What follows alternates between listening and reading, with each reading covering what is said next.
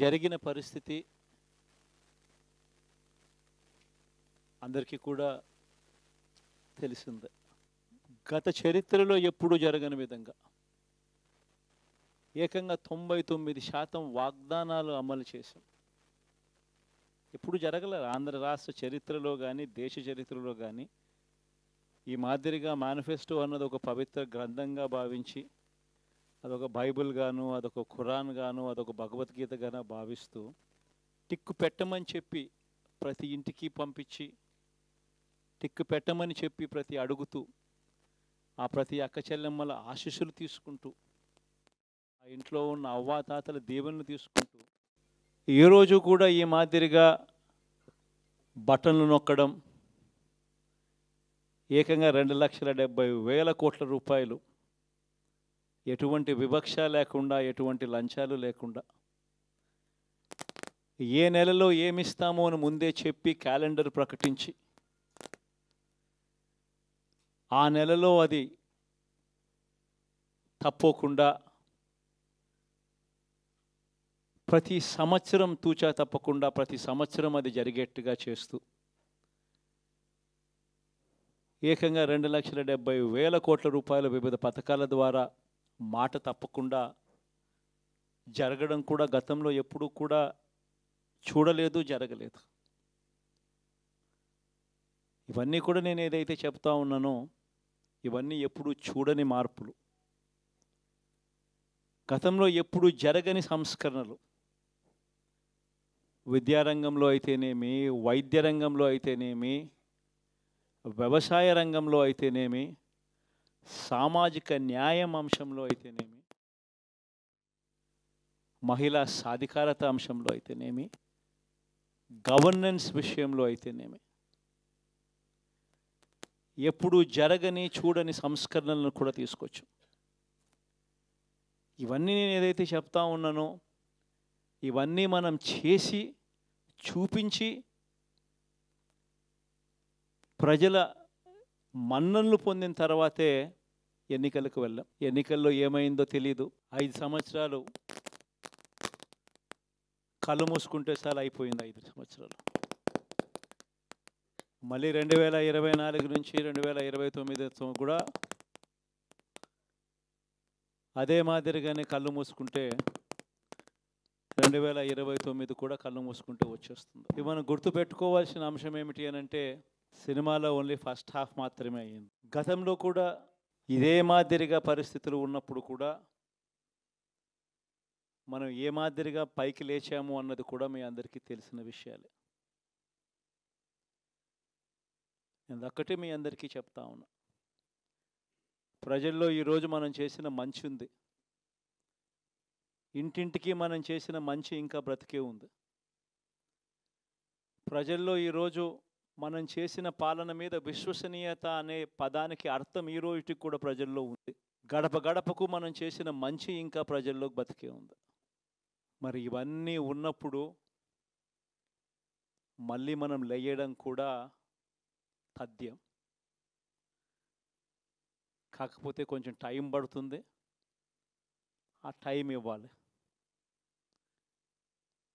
ఆ టైం ఇచ్చినప్పుడు, అది జరిగినప్పుడు, పాపాలు పండినప్పుడు ఖచ్చితంగా మళ్ళీ మనం పైకి లేస్తాం. ఈ విషయం ప్రతి ఒక్కరం కూడా గుర్తుపెట్టుకోవాలి. ఎందుకు ఈ మాట కూడా చెప్తా ఉన్నానంటే రాజకీయాలలో అన్నిటికన్నా ముఖ్యమైన అంశం క్యారెక్టర్, విలువలు, విశ్వసనీయత. ఈ పదాలకు అర్థం తెలిసి ఉండడం రాజకీయాలలో చాలా అవసరం. రాజకీయం అంటే ఎల్లవేళలా అధికారమే కాదు. అధికారంలో లేనప్పుడు కష్టాలు ఖచ్చితంగా వస్తాయి. కానీ ఖచ్చితంగా కష్టాలు వచ్చినప్పుడు మనం ఖచ్చితంగా ఏ రకంగా రియాక్ట్ అవుతామన్నది మన చేతుల్లో ఉంది. విలువలు, విశ్వసనీయత లేని మనిషిగా రాజకీయాలు చేద్దామా, లేదా కష్టాలు వచ్చినప్పుడు ఆ కష్టాలను ఎదుర్కొని హుందాగా నిలబడుతూ మళ్ళీ 5 సంవత్సరాలు కళ్ళు మూసుకుంటే 5 సంవత్సరాలు అయిపోతాయి, మళ్ళీ 5 సంవత్సరాల తర్వాత మన పాలన వస్తుంది, మన ప్రభుత్వం వస్తుంది, అప్పుడు మళ్ళీ మనమే ఆందోళన ఎక్కుతామన్నది కూడా గుర్తుపెట్టుకొని అడుగులు వేస్తామా అన్నది మనలో ప్రతి ఒక్కరూ కూడా ఆలోచన చేసుకోవాలి. ఇదే మన ప్రభుత్వం అధికారంలో ఉన్నప్పుడు కులం చూడలేదు, మతం చూడలేదు, ప్రాంతం చూడలేదు, రాజకీయాలు చూడలేదు. చివరికి ఏ పార్టీకి ఎవరు ఓటు వేశారు అన్నది కూడా చూడకుండా ప్రతి పథకము కూడా డోర్ డెలివరీ చేయించాం మనం. అర్హత మాత్రమే ప్రామాణికంగా తీసుకొని ప్రతి పథకము, ప్రతి మంచి కూడా ప్రతి ఇంటికి డోర్ డెలివరీ చేయించాం. అలా ప్రతి మంచి, ప్రతి పథకము డోర్ డెలివరీ చేసిన ప్రభుత్వం మనదైతే, పాలన మందైతే, ఈరోజు కేవలం వాళ్ళ పార్టీకి ఓటు వేయలేదు అని మాత్రమే,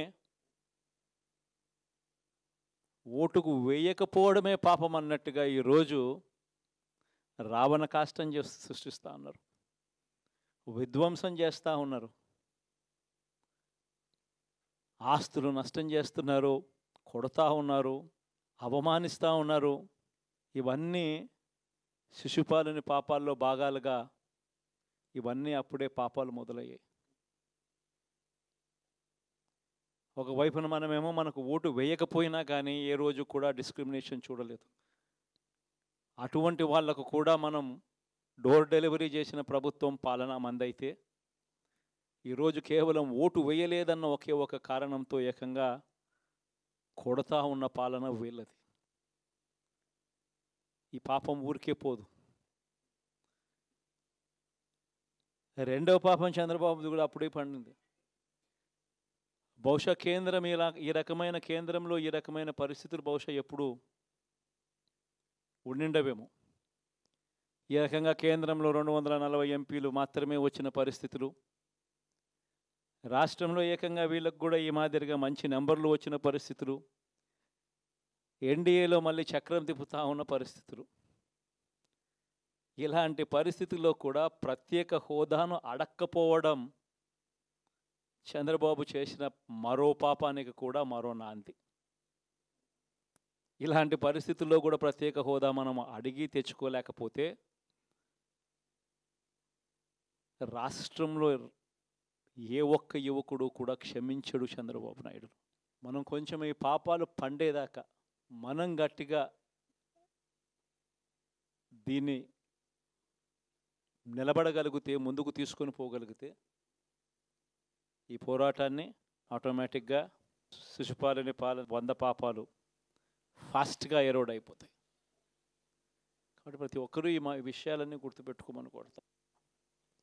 ఇవన్నీ బహుశా నేను చెప్పేటివన్నీ కూడా మీ అందరికీ కూడా తెలియనేటివి కాదు. కేవలం నేను మీ అందరికీ గుర్తు మాత్రమే చేస్తా ఉన్నా. కష్టాలు రావడం అన్నది సర్వసహజం. కష్టాలు ఇలా మనం ఎదుర్కొని నిలబడడం అన్నది మన చేతుల్లో ఉన్న అంశం అన్నది మాత్రం ఖచ్చితంగా ప్రతి ఒక్కరూ గుర్తుపెట్టుకోమని మీ అందరితో కూడా కోరుతా ఉన్నాను. శాసనసభలో, చట్టసభలో మీ సభే అన్నిటికన్నా ముఖ్యమైన సభ అవుతుంది.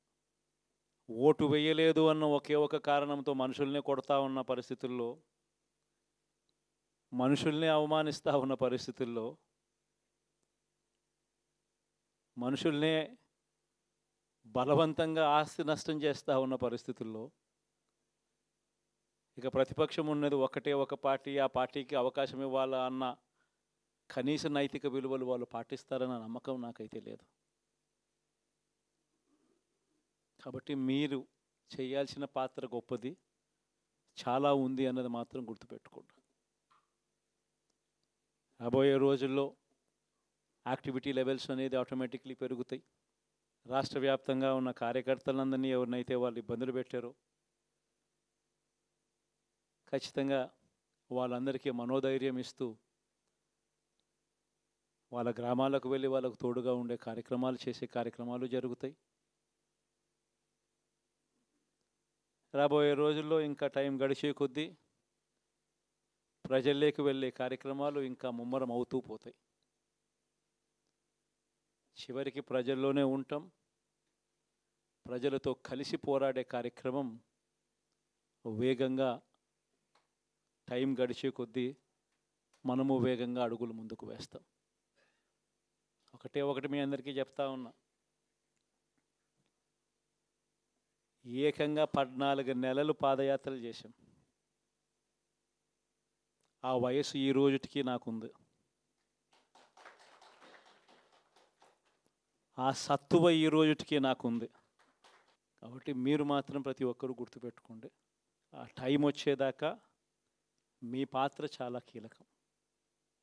ప్రతి ఒక్కరూ ఈ విషయాన్ని మాత్రం గుర్తుపెట్టుకొని మీ అందరితో కూడా